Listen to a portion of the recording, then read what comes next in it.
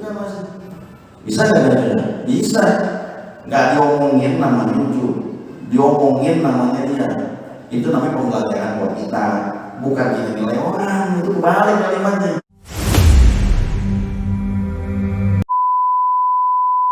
Bismillahirrahmanirrahim. Alhamdulillahirabbil alamin wa bihi nasta'in ala umuri dunya waddin.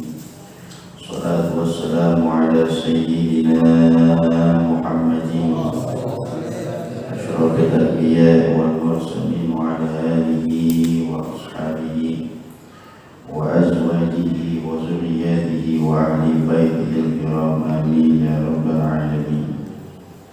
وقال الشيخ المؤلف رحمه الله تعالى وأدام النفع به وببركة علومه وبكم في الدارين آمين قال رضي الله عنه.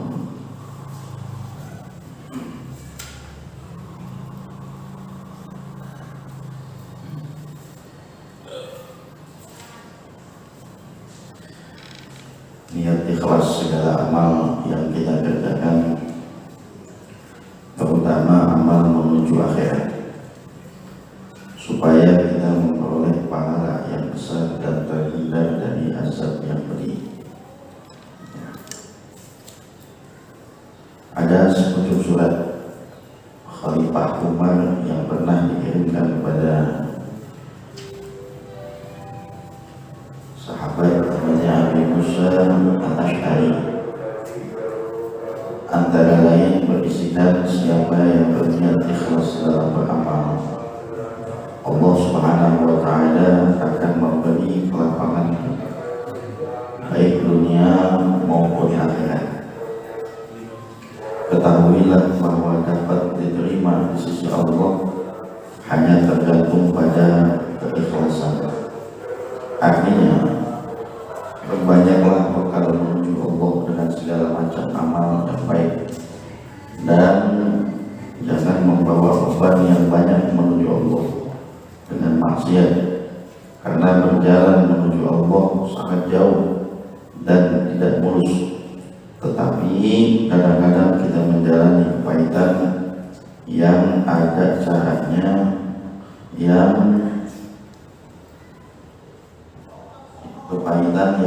ada taranya. Gubahan syair menyatakan, manusia memang dianjurkan untuk bertobat, tetapi meninggalkan dosa adalah lebih dianjurkan. Tabah dalam menghadapi segala cobaan adalah sulit, tetapi cepat memperoleh pahala adalah lebih sulit. Masa yang selalu silih berganti memang menakjubkan, tetapi kelengahan hati manusia kepada Allah adalah lebih menakjubkan. Peristiwa yang akan datang tentu terasa lebih dekat, tetapi maut bagi saudara tentu lebih dekat lagi. Ini perkataan dari syair yang ada di halaman 20 halaman 20. Jadi sebelum syair ada syarahnya yang terkait tentang ikhlas. Perkataan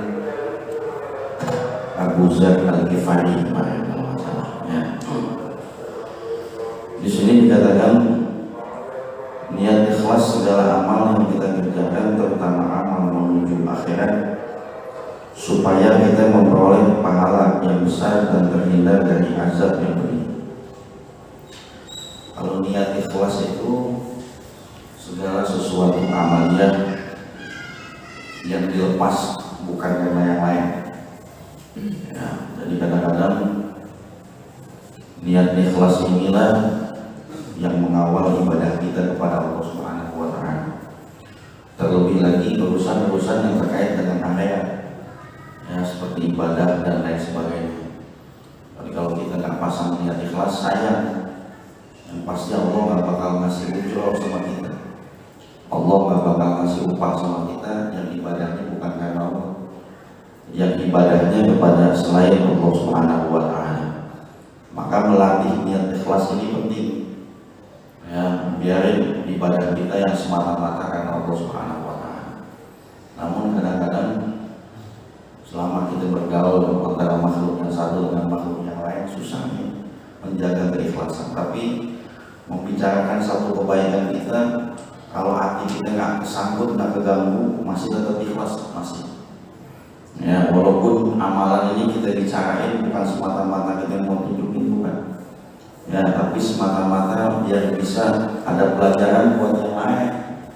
Ya, karena segala sesuatu kalau nggak kita munculin juga nggak tahu. Ya, yang penting ikhlas itu niatnya di hati, bukan di mulut kita.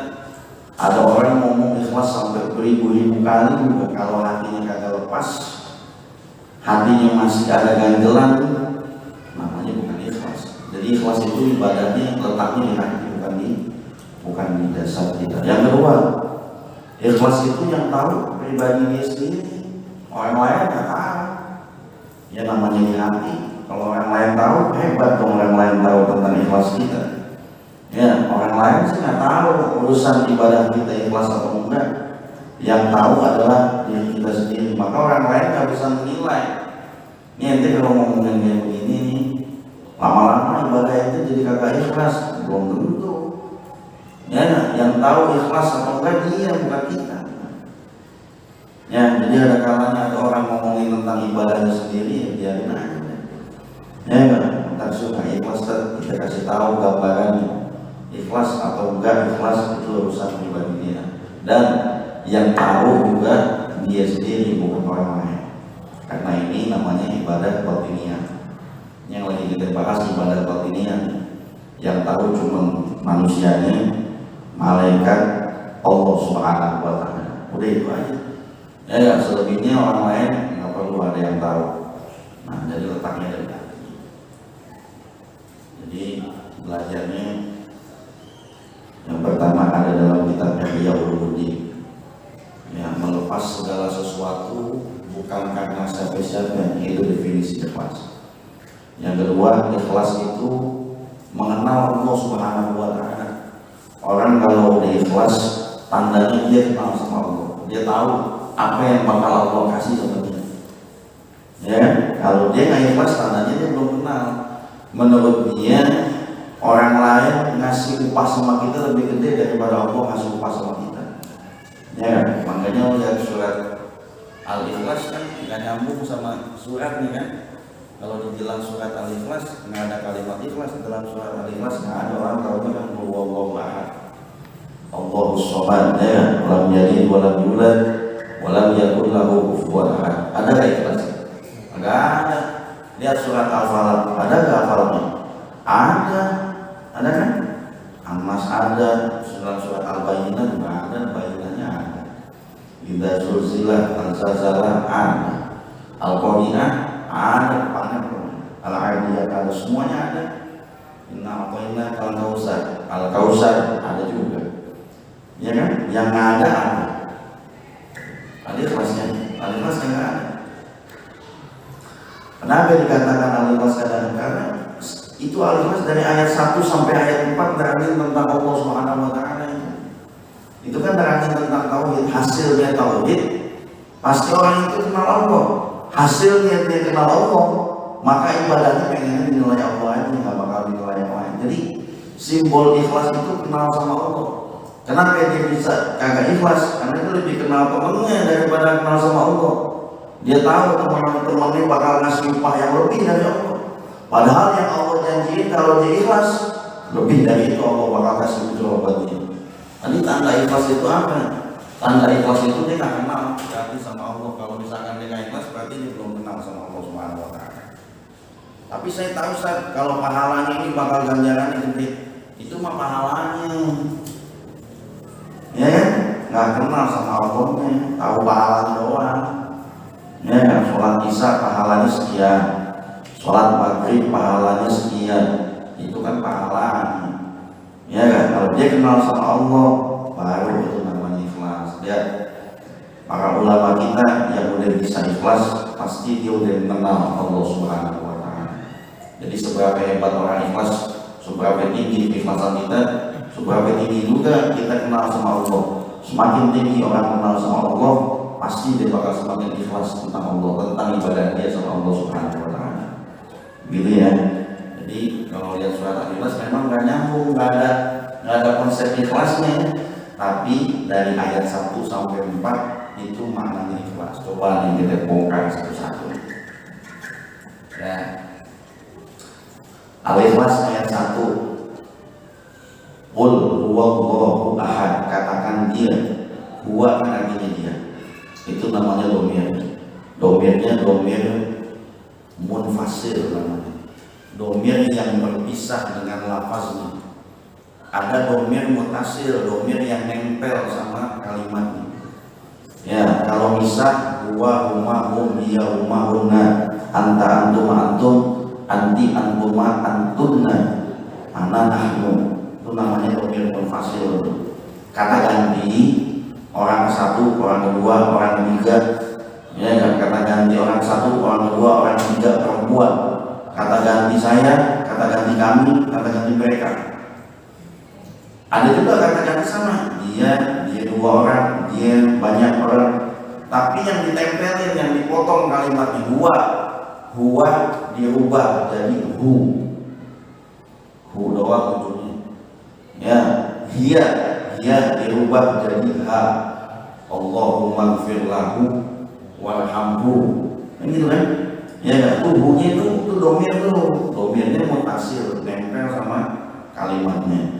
Ada ha, Allahumma gfir laha warhamha. Itu kan domirnya mutasil. Kalau dipecah, dia jadinya. Bukan ha, tapi dia. Artinya apa? Dia.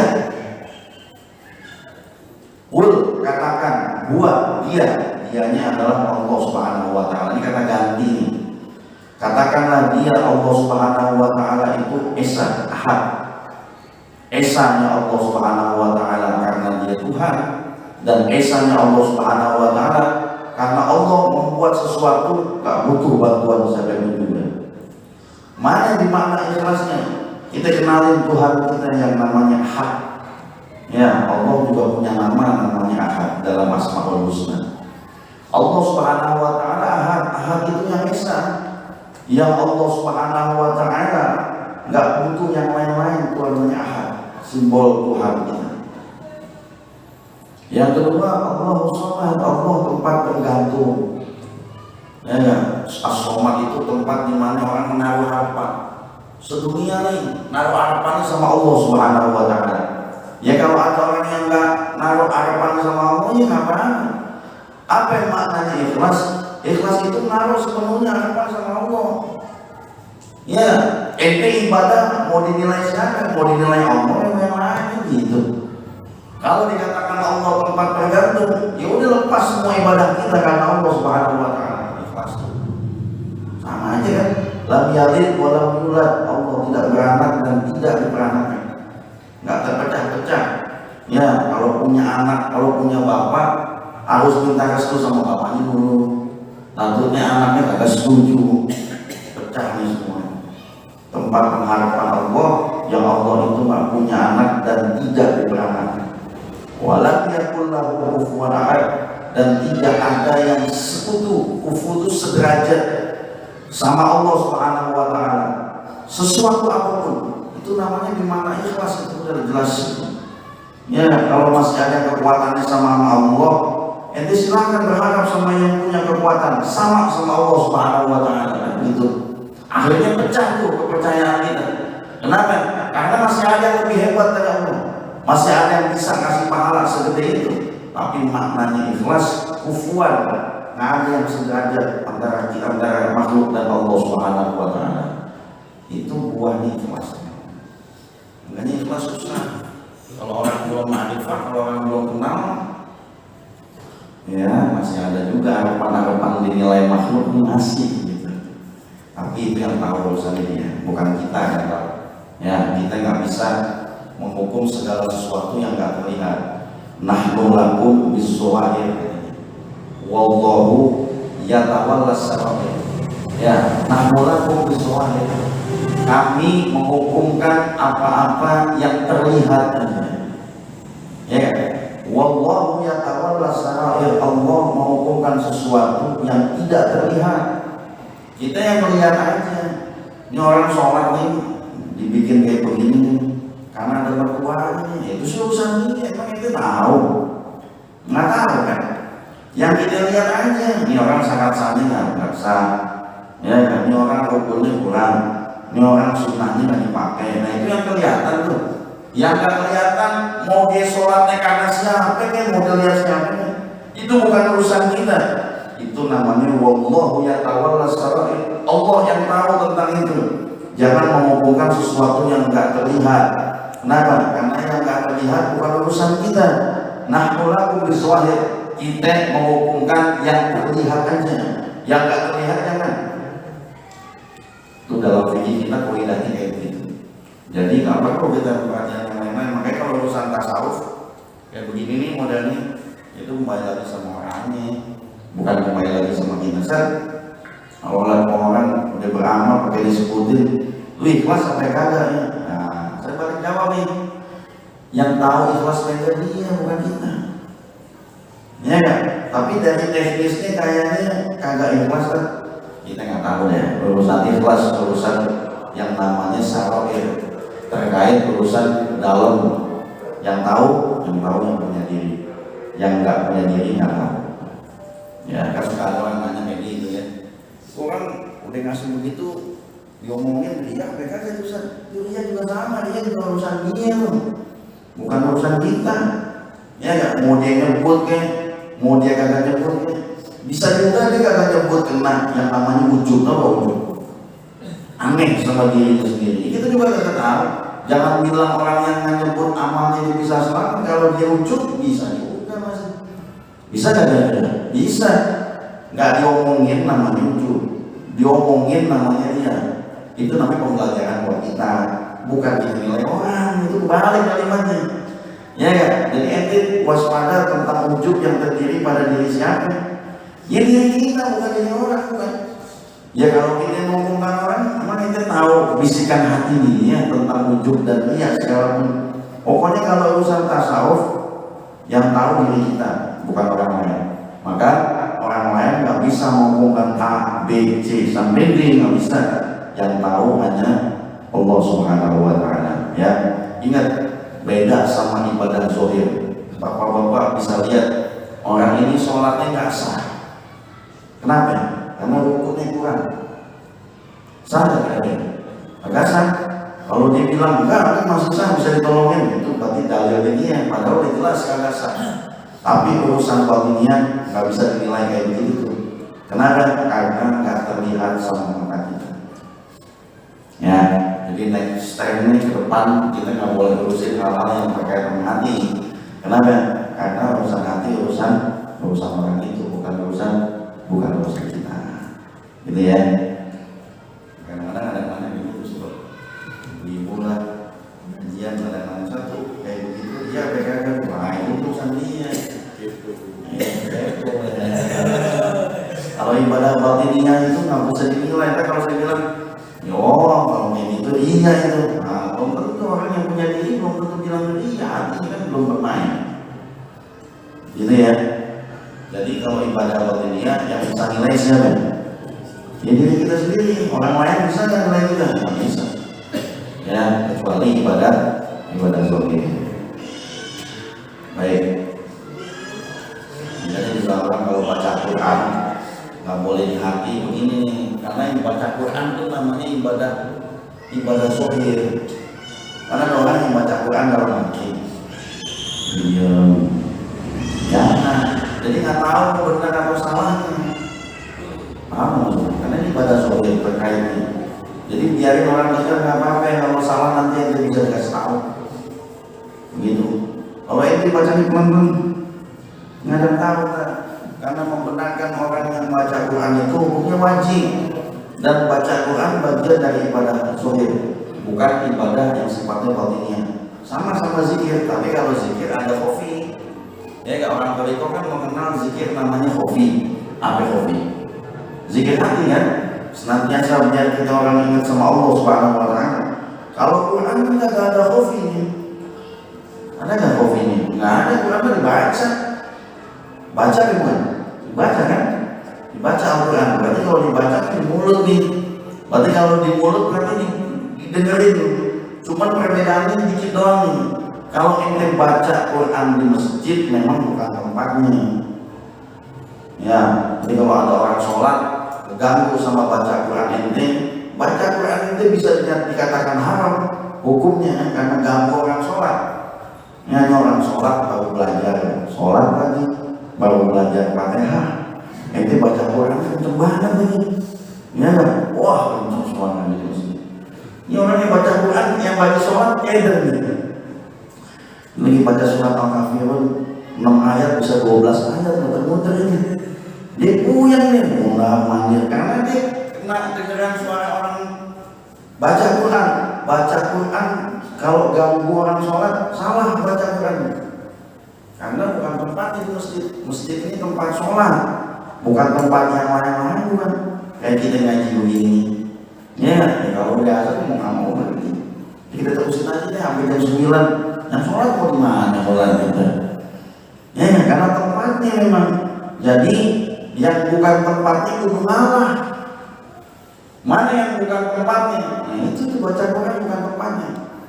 Jadi tetap kedengeran sama kuping sendiri aja. Kalau ada yang sholat, ngelamin lagi. Kalau di rumah, wah kalau di rumah terserah yang mau pakai mikrofon bebas. Ya kalau di rumah itu bukan tempatnya di masjid, ya kan? Anda kata dia mau pakai mikrofon kayak sholat Jumat tuh, sebelum sholat Jumat, nggak terserah kalau di rumah gitu ya. Tuh juga baca Quran nggak bisa kalau dibaca dalam hati. Kenapa? Karena khawatir takut ada bacaan yang salah, dan bacaan yang salah nggak bisa dikritisi sama orang. Akhirnya kalau pas dengar salah, ya kan? Jadi kalau di mulut nggak apa-apa. Nanti kalau ada salah orang bisa percaya kita. Gitu. Kalau baca Quran dia agak pintar jago pasti deh kalau salah mah ketemu deh. Ya kan karena bacaan Quran masalahnya. Dia kan hafal juga. Ketemu salah.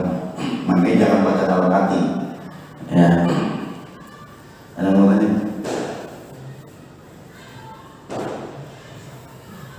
Ada? Ada boleh tanya kan? Ada ya?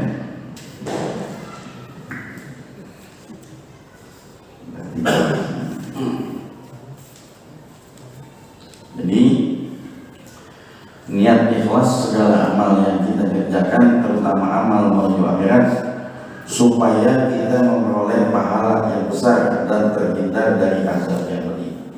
Terhindar dari azab yang pedih karena kita dinilai ibadah, dapat pahala yang besar karena semata-mata karena Allah Subhanahu wa Ta'ala. Itu. Terus ada sepucuk surah Khalifah Umar yang pernah dikirimkan kepada sahabat namanya Abi Musa Al-Ash'ari, antara lain berisikan, siapa yang berniat ikhlas dalam beramal, Allah Subhanahu wa Ta'ala akan memberikan kelapangan hidupnya. Itu satu. Ya, kelapangan hidup itu artinya kemudahan. Karena orang ikhlas punya hasil ibadahnya. Ya, jadi kalau ibadah nggak ikhlas jangan salahin. Kalau ibadah ini yang udah berpuluh-puluh tahun nggak punya hasil.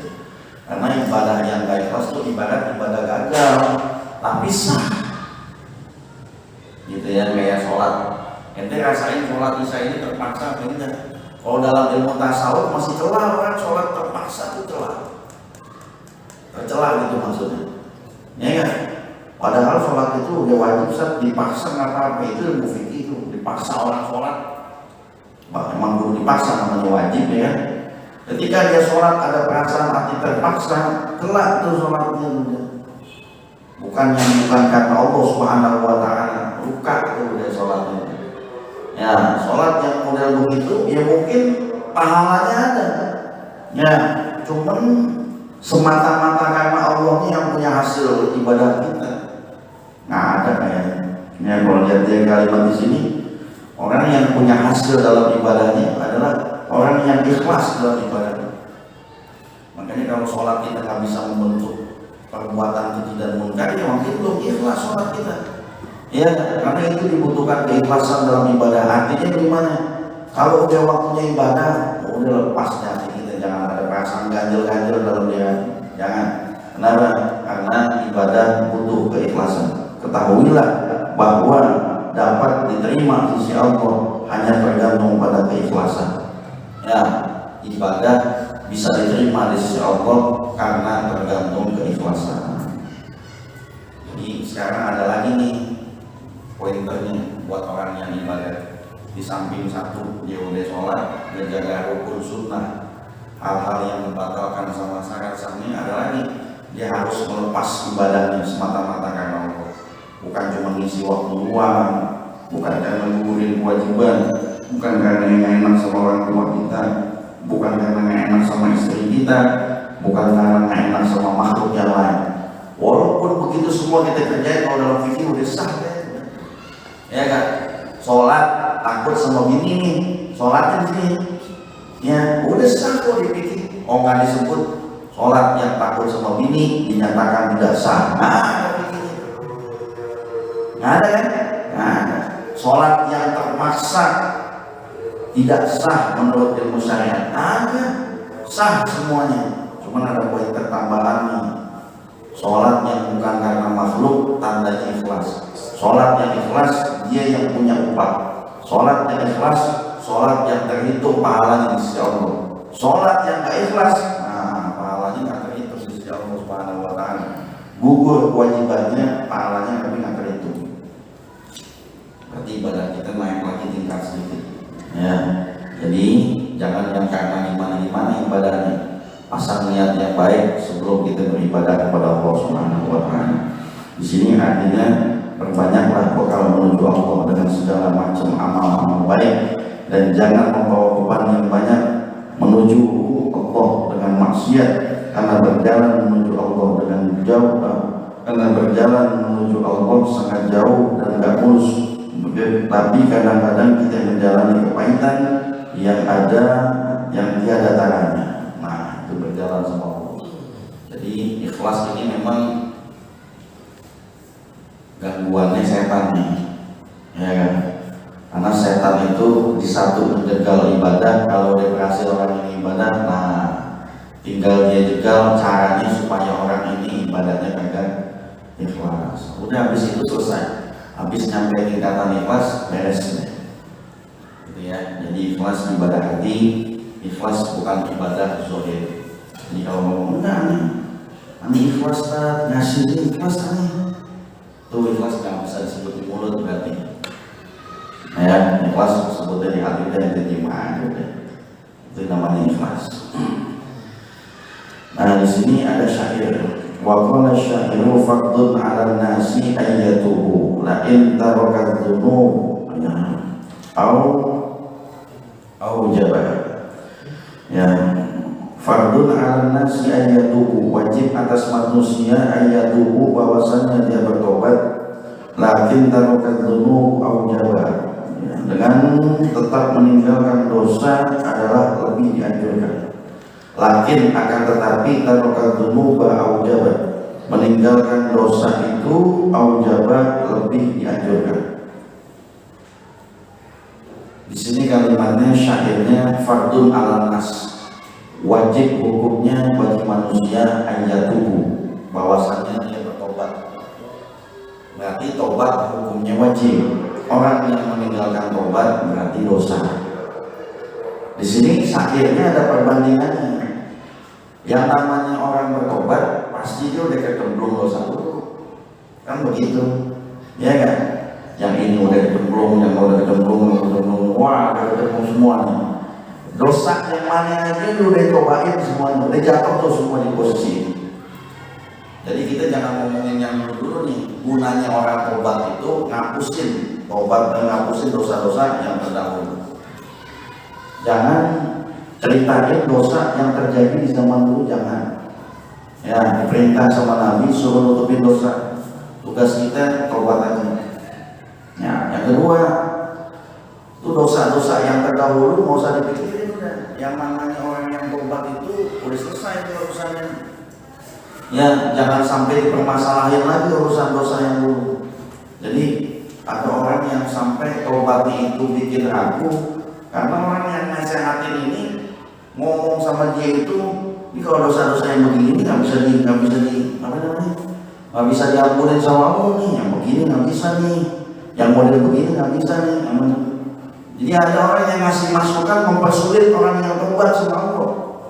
Ya, kita pasti kedatangan orang-orang kayak begitu. Ya, saya sering kedatangan orang-orang yang begitu jatuh di dalam dosanya udah bertahun-tahun. Ya, sampai ada duit riba yang nyampe diem di rumahnya dia. Kemarin saya baca tafsir itu dalam surat Ali Imran. Ya, dalam Ali Imran dibilangin kalau yang terdahulu itu urusan Allah Subhanahu wa Ta'ala. Jadi orang kalau udah tobat maju ke depan pikirannya, jangan ke belakang. Begitu. Ya, artinya ketika dia memang mau nyudahin itu dosa, ya udah sampai situ kan. Kedepannya nggak usah diungkit lagi yang ke depan. Terus ada pun hak-hak orang yang udah kemakan ke situ bagaimana? Kalau dia bisa balikin bagus, kalau dia nggak bisa balikin, ya, kalau dia nggak bisa balikin, itu semua tergantung dari Allah Subhanahu Wa Taala. Itu Quran yang menyatakan itu. Kita baca terus yang waktu itu tafsirnya seperti itu. Jadi artinya manusia kalau urusan tobat nggak dipersulit sama Allah, nggak ada dipersulit. Jadi kalau ada orang yang mempersulit tentang tobat kita, awas nih, nggak ada tobat yang dipersulit, nggak ada. Sampai urusan terkait misalkan nabi, tato misalkan, ya, jangan sampai dipersulit tuh orang yang udah punya tato, sholatnya juga bisa, ya nggak sampai 40 misalnya tatonya sebelum badan Ustaz, dari paha sampai sini misalkan. Wah yang dipersulit misalkan, wah ini nggak bisa, pokoknya bagaimana pun caranya, ente harus hilangin dulu, kalau nggak hilang, sholat ente nggak bakal diterima. Fatwa itu mempersulit tentang orang. Emang nggak sakit nyopotin tato dari kulit, sakit nggak bener? Dia bisa tobat lebih bagus. Terus kalau ada orang yang ngomong kayak begitu, jadi apa sih orang jauh dia sama Allah Subhanahu Wa Taala. Walhasil nggak jadi. Makanya fatwa-fatwa seorang ulama ini jadi tolak ukur. Ya nggak ada orang tobat dari riba, omongan ente mempersulit, nggak jadi dia tobat. Nih ada tobat orang yang modelnya suka zolimin orang, fatwa ente mempersulit, nggak jadi. Ya, al-maisur la yasqutu bil maksud. Yang mudah itu nggak bakal gugur dengan hal yang sulit. Artinya kalau ada yang memudahkan yang nggak nyampe nyakitin dirinya itu bisa kita pakai ayat tubuh namanya. Karena tobat itu hukumnya wajib. Kalau sampai ada orang gagal tobat gara-gara kita, dosa kita jadinya.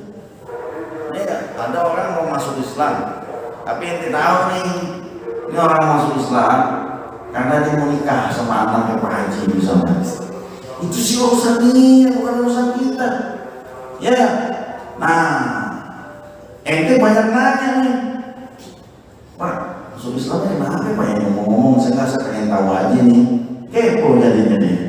Ya nggak, dia nanya begini. Wah Pak, kalau masuk Islam bukan karena Allah, nggak sah masuk Islamnya. Waduh, monisnya begitu langsung. Itu orang pulang nggak jadi Islam, kalau terjadi apa-apa ente dosa. Jadi tujuan dia apa ini?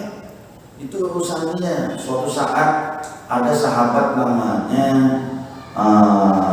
lupa namanya Usamah bin Zaid, anaknya Zaid bin Harisah sama Ummu Aiman. Ya, namanya Usamah bin Zaid. Beliau punya nama, punya pangkat namanya Ahbab Rasul, kecintaan Rasul. Ya, suatu saat Usamah bin Zaid terjadi ada orang mau dibunuh. Dia mengucap lafaz syahadat, asyhadu an la ilaha illallah wa asyhadu anna Muhammadar Rasulullah. Ya, karena prasangka Usamah bin Zaid orang pura-pura orang cuma buat nutup-nutupin dia ucap itu. Usamah bin Zaid dibunuh tetap sama Usamah bin Zaid, dibunuh di peperangan, tapi selesai dibunuh udah pulang. Itu kabarnya sampai itu sama Nabi itu. Nabi nanya, ya Usamah, itu orang dibunuh, udah mengucap lafaz Allah yang ada dengar kabar.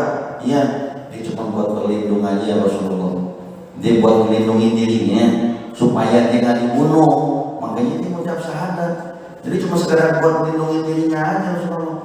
Walaupun dia udah mengucap lafaz Allah kata Nabi, bukan lagi nanya. Iya, dia cuma buat melindungi dirinya doang. Diulang lagi. Nabi nanya lagi, walaupun dia ucap lafaz Allah 3 kali itu Nabi masjid. Jadi walaupun dia mau pura-pura kayak buat melindungi dirinya ya, kalau dia udah ucap lafaz Allah, udah terhijab semuanya, udah beres berarti. Habis itu Usama bin Zaid diperintah sama Nabi disuruh bayar nih. Ya, disuruh bayar kayak kita ngeluarin jizyah, ada denda-denda yang dibayar untuk memerdekakan budaknya waktu itu. Artinya nggak ada alasan buat kita kalau dia udah mengucap lafaz Allah Subhanahu Wa Taala, nggak jadi urusan buat kita. Makanya itu dia masalahnya. Ya kan, kalau terkait dengan urusan keimanan kayak gitu. Jadi nggak bisa dikotak-atik orang yang udah nyebut nama Allah Subhanahu Wa Taala. Jadi jangan sampai orang mau masuk Islam jadi kagak jadi, yang diinterogasi sih. Ya.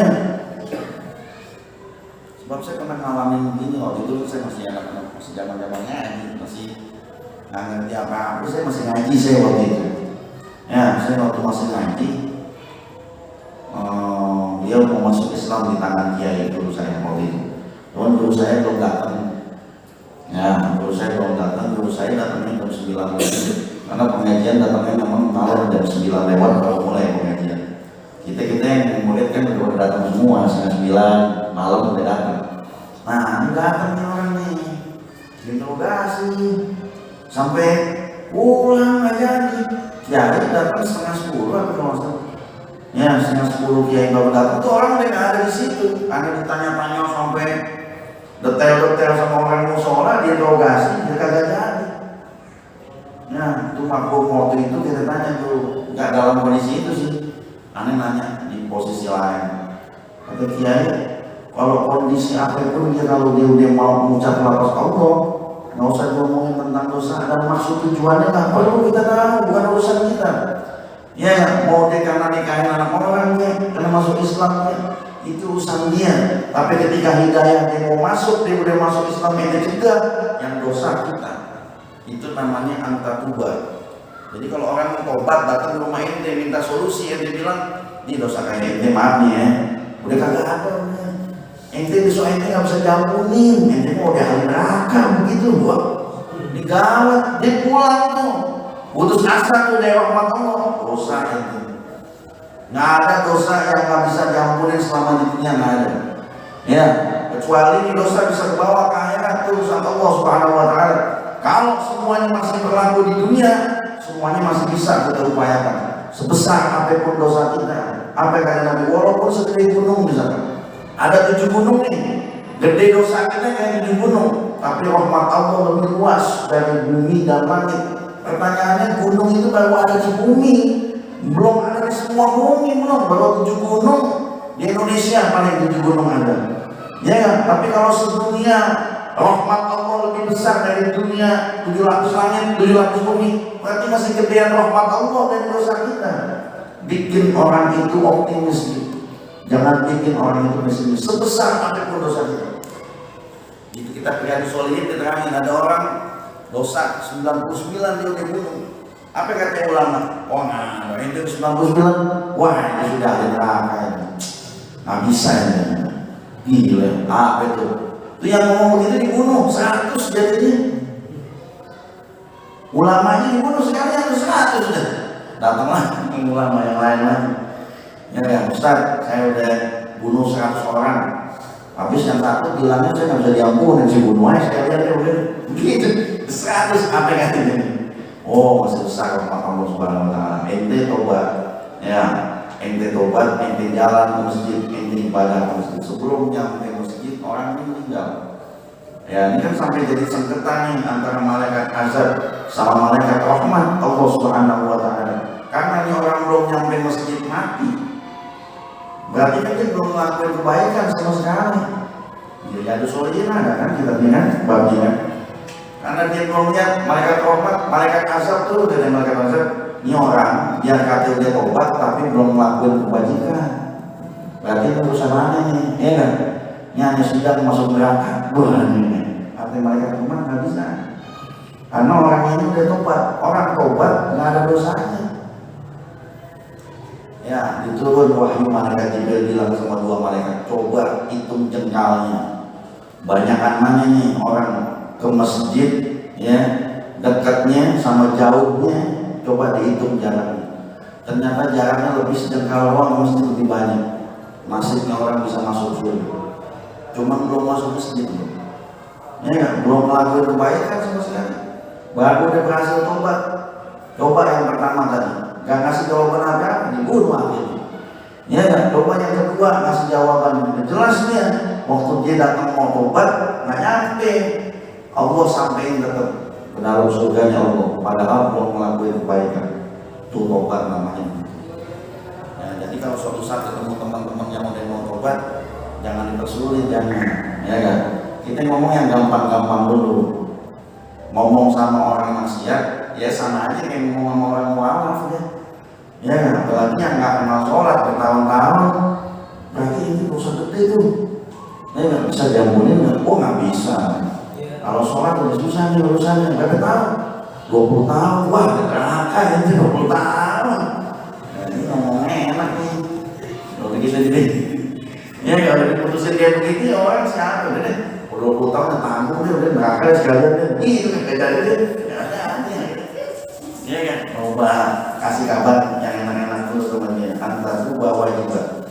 Orang bertobat hukumnya wajib. Nah, tapi perbandingannya bersini. Lakin tarokan sunu aujaba, akan tetapi meninggalkan dosa itu lebih utama. Artinya begini, kalau ente udah terlanjur berbuat dosa, ya ente kena maksiat, ente udah ada terlibat dengan urusan yang namanya dosa nih misalkan, sama ente pengen berbuat dosa, yang afdol itu jangan sampai berbuat dosa, itu lebih afdol. Jangan melihat obatnya nih, kita ngomongnya begini. Kan ada teman, ya kan? Udah kalau gitu sih dosa aja dulu nggak apa-apa, ya kan? Nanti habis dosa tobat. Lihat perbandingan kalimatnya. Kalau orang yang udah kepalanya cemplung tuh bahasanya, ya kan?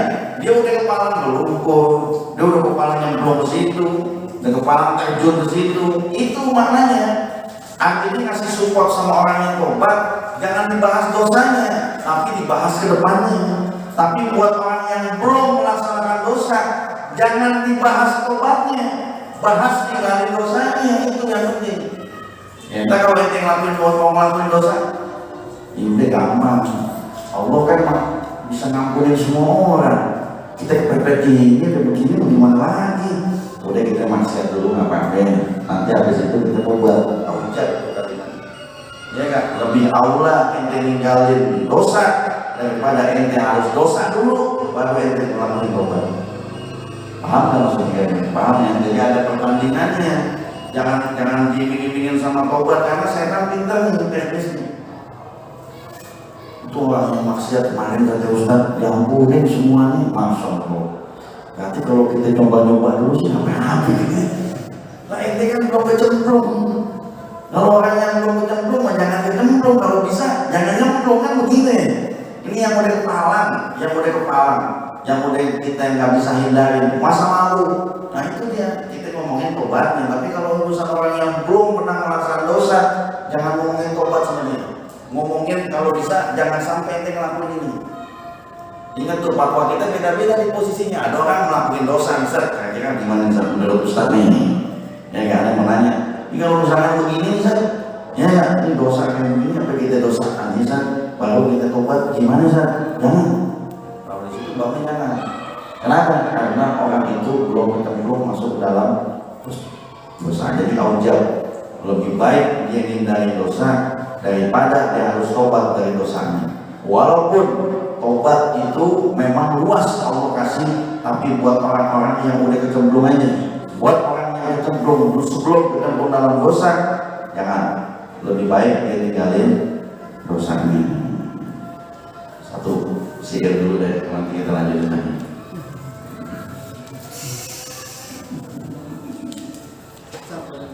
Nah, kalau orang tobat itu sebenarnya bisa diucap saya tobat atau sudah nggak mengerjakan yang ulangi lagi atau bagaimana tobat? tobat itu poinnya satu, pertama hati kita tak kidal, masih yakin. Jadi tobat itu diomongin di dalam hati, tidak diomongin di mulut. Sama dia termasuk ibadah batiniah. Nah secara zahirnya Yang namanya tobat itu satu, ninggalin orang-orang yang terkait dengan perbuatan dosa itu, pastinya begitu. Ya, kita jatuh maksiat, ketemu gara-gara sama perempuan ini, ya itu jangan deketin lagi. Ya, kalau ente deketin lagi, sama aja ente deketin lagi. Enggak, ini mana lebih kuat saat dari kemarin, ya kita cemplung lagi deh. Jangan ngomong iman lebih kuat, jangan lah. Iman kuat, yang lain kagak kuat. Ya jangan. Kalau maksiat itu jangan disamperin, hindarin. Ya karena nggak semua orang dikasih kekuatan buat papasan sama maksiat itu dia kuat, nggak bisa juga mana. Ada orang yang kuat, ada orang yang nggak kuat. Mendingan mana? Mendingan tinggalin. Jadi kalau memang ente ingat sama maksiat kalau di tempat itu, kalau bisa jangan ke tempat itu lagi. Waduh, kita waktu itu nongkrongnya di sini itu lagi, jadi nostalgia jauh.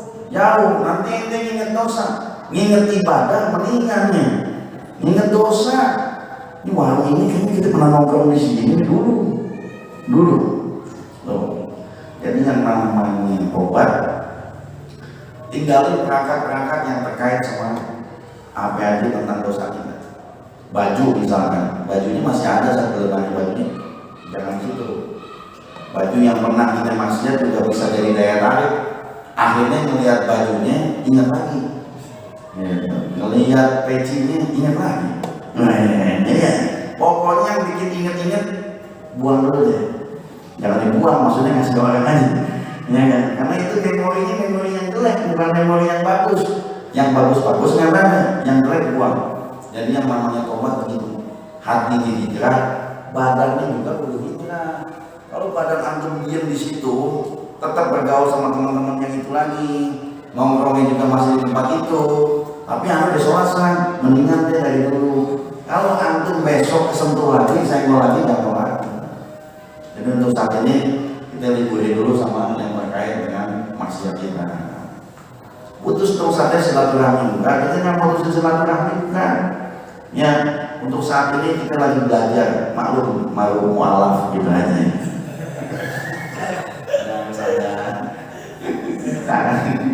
Bagi jauhinnya ya, itu namanya upaya. Wallahu a'lam bishawab. Wa ba'ana bi barakatihi wa dinal husna bi hurmatihi wa minna bi tariqatihi wa mu'afa min al-bidan.